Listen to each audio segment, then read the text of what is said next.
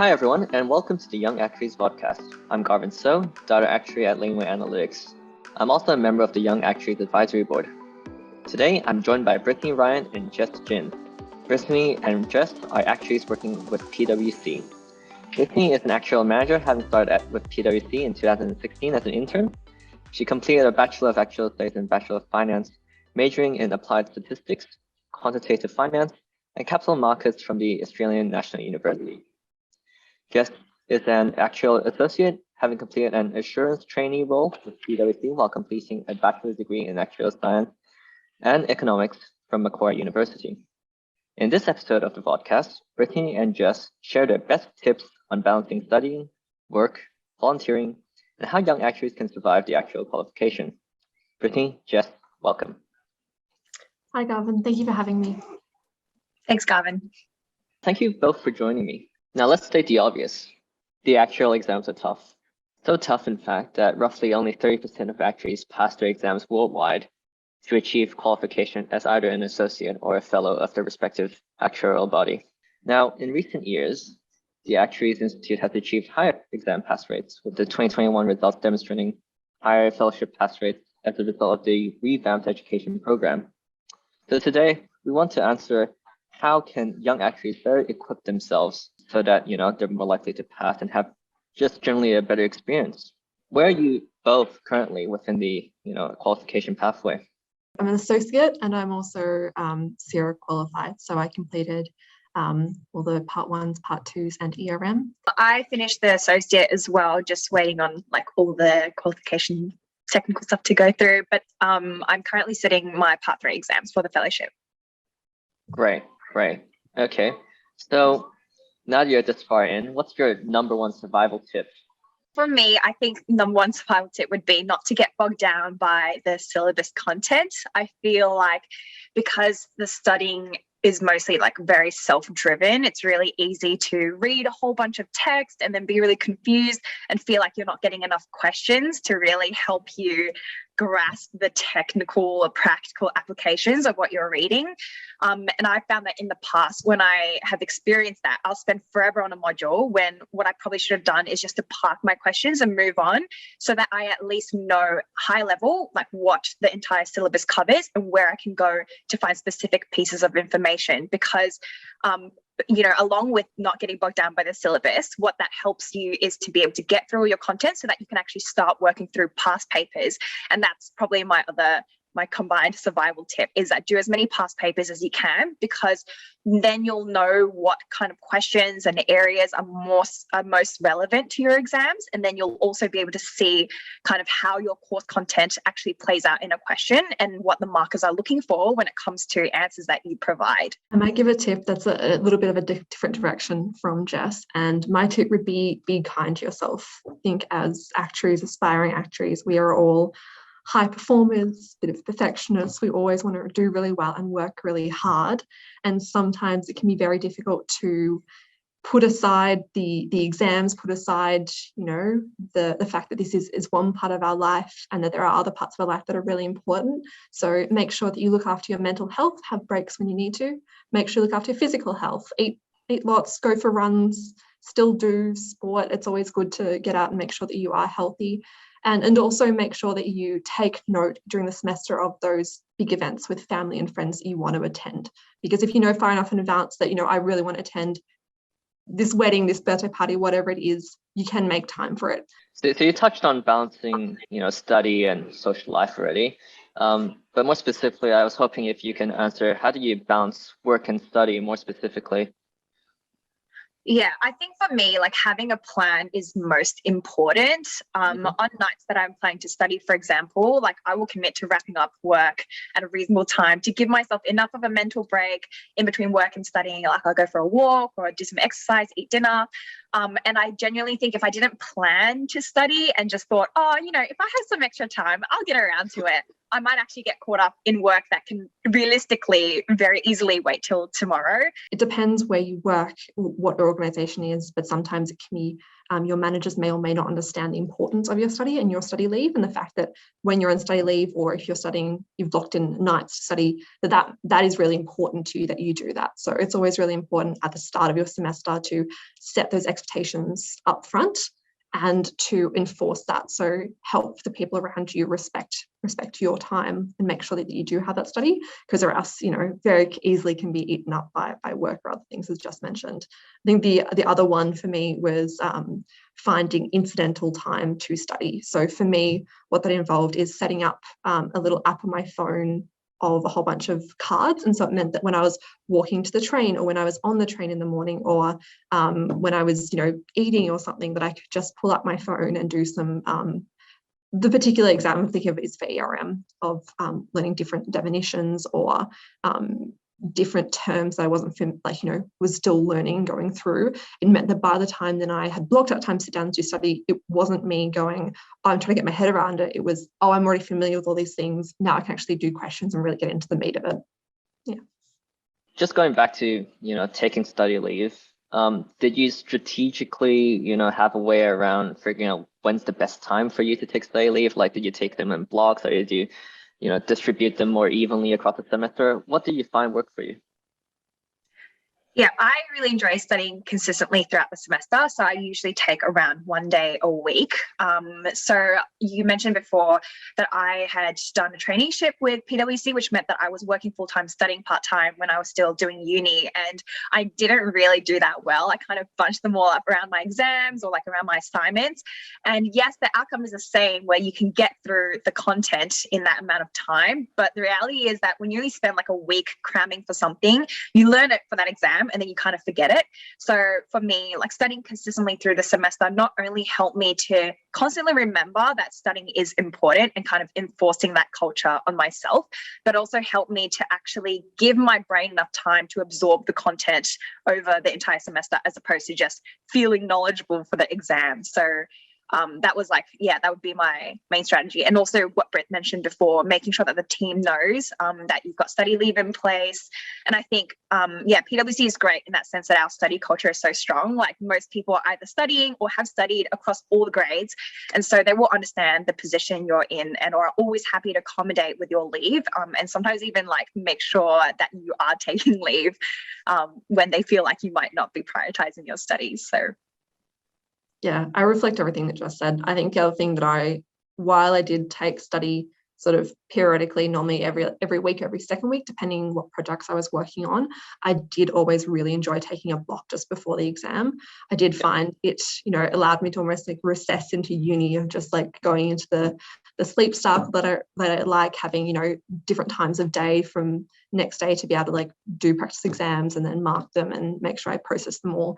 And it also gave me enough time to normally coordinate with other people doing the same subject. So we normally came into the office and either we're in the library here or in rooms and got to discuss things. And so having that block meant you almost got to not only immerse yourself in the content, but immerse yourself with everyone else around you. And being in a workroom meant that you could always pop out and ask one of the senior people on the team if you had any questions, which was also really great.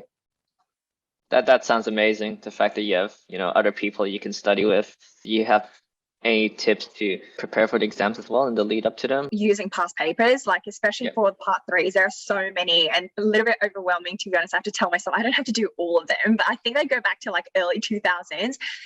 So definitely make the most of this, because it'll give you an idea of the types of questions that will be asked in the exams. And I think the most helpful thing is having the sample solutions there, and because it helps you to know how your answers are marked and how they actually allocate marks between your answers. And what I find that it actually saves me from wondering if I'm writing too much or I'm writing too little, and also gives you guidance on how specific or general your answers need to be.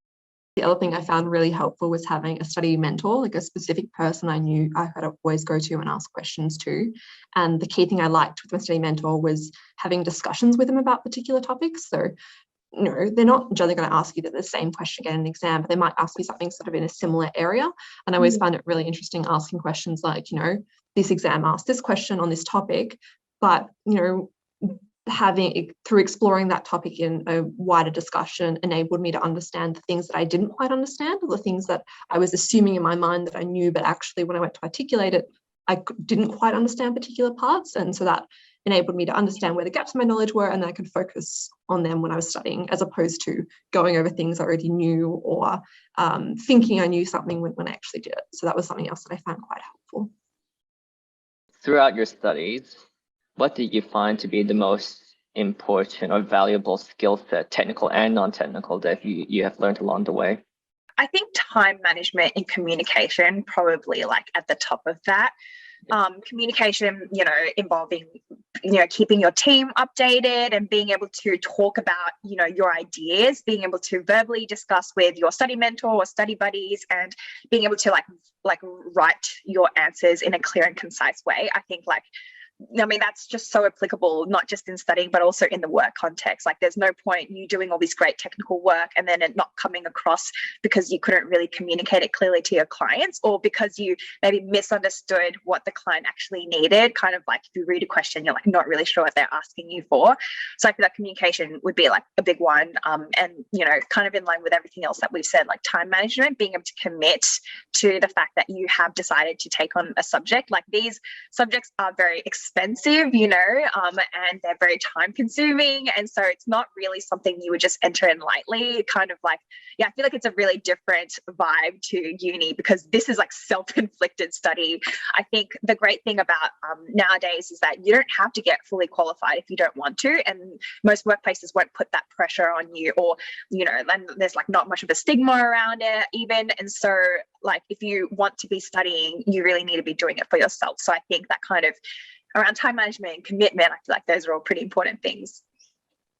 Yeah, the only minor thing I'll add to that is the word discipline, which is, ties in with everything that Jess has said.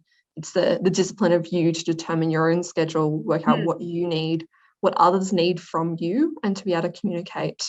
These are things that Jess has just talked about. Communicate about whether you can push back on things, whether they need them now, whether you can actually dictate what your week looks like, and all things to be able to meet your own personal deadlines as well as then your work ones. So balancing everything and having discipline, even when you don't want to study. Like, we've all decided to study, but that doesn't mean that every Saturday morning we get up and go, oh yes, I really want to spend the entire weekend studying. It's the discipline that can really pull you through. Yeah. How important would you say, having a lot of papers passed already is to really their application? I feel like not that important, because like I personally was halfway through my part 2, so my associate level, and I was offered the grad role with PwC. But I know that when I joined, some of my grad peers, they either hadn't even started their part 2s or had already finished their part 2s and already on their part 3s. So even just from, our PwC little actuarial community, I can see that it's not actually what is at the top of the list when it comes to employers thinking about who they want to pick. I feel like, and we probably all know this already and have heard it, but it's really more about your personality, your character, your values, and your attitude towards work, and whether you would be a good fit for the team as opposed to the study, because that will just all come in time. So that would, those are my thoughts. Yeah. While Jess and I are based in Sydney, we obviously have teams all around Australia, and there are the different universities obviously offer different extents. So like, I went to ANU in Canberra, and it meant that I left my undergraduate degree with part 1s, whereas obviously if you were to go to other universities, you finish with your part 2s as well. And I know from Melbourne that you don't even get all of your part 1s. And so I wouldn't consider it's, no employer is going to hold it against you that you went to a particular university and aren't far along in your exams. And the mix of people, I can only talk from our team here, but yeah, definitely a mix of people along their actuarial journey through part 1, part 2, and part 3. So it's not really a concern. Yeah. Did you pass your exams? And if you did not, while reattempting it, what did you generally do? Did you change up your approach or mix things up? Yeah, luckily, I haven't actually done any part 3 exams, which, as you mentioned before and listed some pass rates, I think that's where people really like fall off. But yeah, like I passed my part 2s luckily so far, and I think fingers crossed for my part 3s, but I need to be setting my expectations right and know that the pass rate isn't high, and sometimes like you just don't get through, and that's okay. Yeah, so I've finished part 1s, part 2s, and ERM, but I also did attempt GIA, like the first GI course, twice, in both in 2018 when the pass rate was much lower than 30%, and what happened was I got to the end of that year and assessed, as Jess has just said, we're no longer, you're not studying because anyone's forcing you to study. And you shouldn't see study as a reflection of yourself or how intelligent you are or what you want to do. It's about, what are you interested in? What do you want to do with your career? And what's really going to help you grow as a person, personally and professionally. And I got to the end of that year and assessed that actually there were other areas of study that I want to pursue instead of doing my actuarial exams. And so I'm currently doing a Master's of Health Policy. And I thought that was a more appropriate complement of my skill set at that point, more so than doing general insurance, specifically because I primarily work in the healthcare sector or with private health insurers where we don't have a Part 3 extended version for that. And so it is obviously very hard. I think a lot of people that I've talked to, if you've ever failed a Part 3 exam, it can be quite demoralizing because we are all smart, intelligent people who have achieved quite a lot, and sometimes it can be hard to separate the failure from you yourself. But I think it's always good to take a step back and assess why you're doing it, and because if you're doing it for the right reasons, then go for it. Keep trying and you will get there. It might take you a little bit, but you will get there. But if you're not doing it for the right reasons, then perhaps assess whether there are other options that you would like to pursue. Thank you both. That's all we have time for today. I hope everyone listening to this podcast has enjoyed this discussion. Please check out our Actuaries Institute podcast for more actuarial content. If you look at this and you have more questions or comments, we'd love to hear from you.